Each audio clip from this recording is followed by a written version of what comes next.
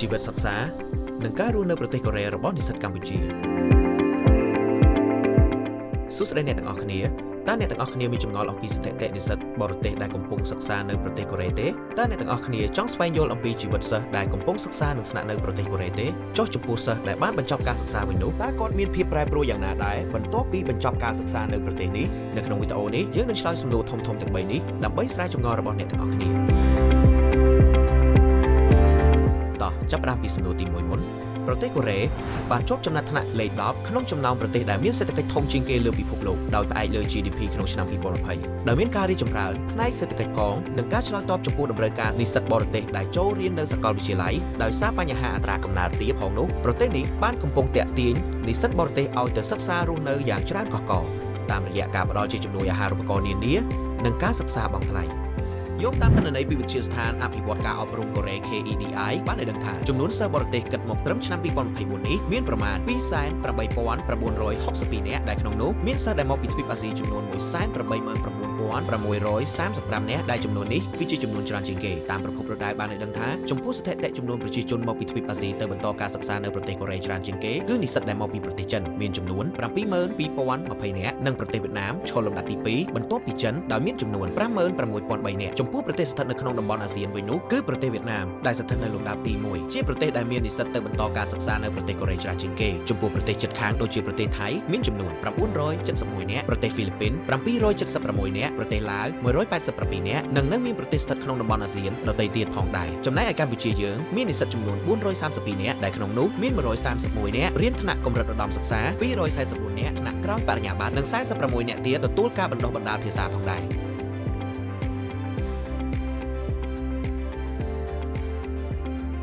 មុនពេលដែលខ្ញុំបន្តការសិក្សាថ្នាក់បញ្ញាបត្រខ្ញុំក៏មានឱកាសក្នុងការរៀនភាសាកូរ៉េតាមរយៈអាហារូបករណ៍ GKS ប៉ុន្តែមុនពេលដែលខ្ញុំទទួលបានអាហារូបករណ៍ GKS ខ្ញុំអត់ធ្លាប់មានបទពិសោធន៍រៀនភាសាកូរ៉េពីមុនមកទេក្រោយពេលដែលខ្ញុំទទួលបានអាហារូបករណ៍ GKS គឺជាឆ្នាំដំបូងដែលខ្ញុំបានមកប្រទេសកូរ៉េខាងត្បូងហើយខ្ញុំក៏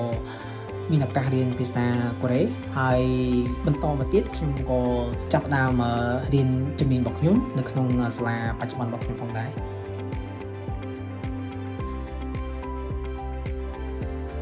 នៅពេលបច្ចុប្បន្ននេះប្រទេសកូរ៉េកំពុងអភិវឌ្ឍគម្រោងជំនួយផ្សេងៗដែលទាក់ទងទៅនឹងការអប់រំដែលជាហេតុធ្វើឲ្យនិស្សិតបរទេសប្រមាណ 90% មានការពេញចិត្តចំពោះជីវិតរស់នៅនិងការសិក្សាថ្នាក់ឧត្តមសិក្សារបស់ពួកគេនៅលើទឹកដីមួយនេះផងដែរចំពោះការប្រើប្រាស់ភាសាកូរ៉េរបស់ខ្ញុំក្នុងការតាក់ទងក៏ដូចជានៅទីនេះខ្ញុំគិតថាមានភាពល្អប្រសើរជាងមុនបើខ្ញុំប្រៀបធៀបទៅនឹងខ្លួនឯងកាលពីខ្ញុំមកកូរ៉េខាងត្បូងជាលើកដំបូង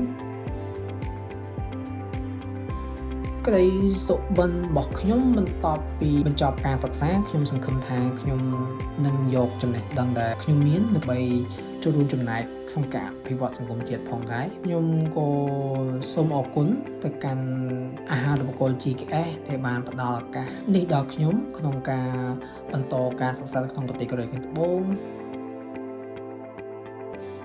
យោងតាមកាសែត World Korean ដែលបានចុះផ្សាយនាថ្ងៃទី3ខែសីហាឆ្នាំ2023បានឲ្យដឹងថាអតីតនិស្សិតខ្មែរដែលបានសិក្សានៅប្រទេសកូរ៉េបានទៅចូលរួមកម្មវិធីជំនួបអតីតនិស្សិតដែលកម្មវិធីនេះត្រូវបានរៀបចំដោយស្ថានទូតសាធារណរដ្ឋកូរ៉េប្រចាំនៅកម្ពុជានិងសមាគមនិស្សិតខ្មែរសម្រាប់សិស្សដែលបានទៅសិក្សានៅប្រទេសកូរ៉េដែលកម្មវិធីនោះមានអតីតនិស្សិតប្រមាណ150នាក់ចូលរួមផងដែរប្រពន្ធដដែលបានបន្តថាអតីតនិស្សិតខ្មែរដែលបានសិក្សានៅប្រទេសកូរ៉េបច្ចុប្បន្នកំពុងមានសកម្មភាពការងារលើវិស័យនានាជាច្រើនរួមទាំងវិស័យរដ្ឋក្រុមហ៊ុនឯកជនសាកលវិទ្យាល័យនិងអង្គការក្រៅរដ្ឋាភិបាលផងដែរ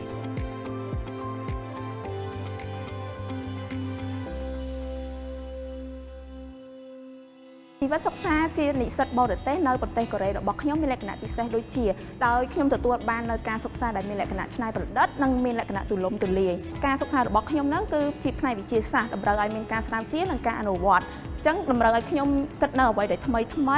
អានអត្ថបទការស្រាវជ្រាវបានច្រើនហើយក៏ទទួលបាននៅគំនិតជាច្រើនទឹកពីគ្រូដឹកនាំហើយនិងសិស្សច្បងរបស់ខ្ញុំហើយមួយវិញទៀតគឺបានប្រើប្រាស់នៅឧបករណ៍ទំនើប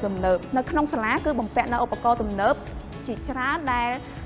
ដែលជាឱកាសពិសេសរបស់ខ្ញុំក្នុងការអនុវត្តផ្ទាល់ជាក់ស្ដែងអាចបង្កើននៅជំនាញហើយក៏ជាចំណេះដឹងរបស់ខ្ញុំផងដែរហើយចំពោះបណ្ដាញការងារវិញខ្ញុំឃើញថាសមត្ថភាពរបស់ខ្ញុំបានកើនឡើងទាំងទ្រឹស្ដីនិងការអនុវត្តចំណែកឯ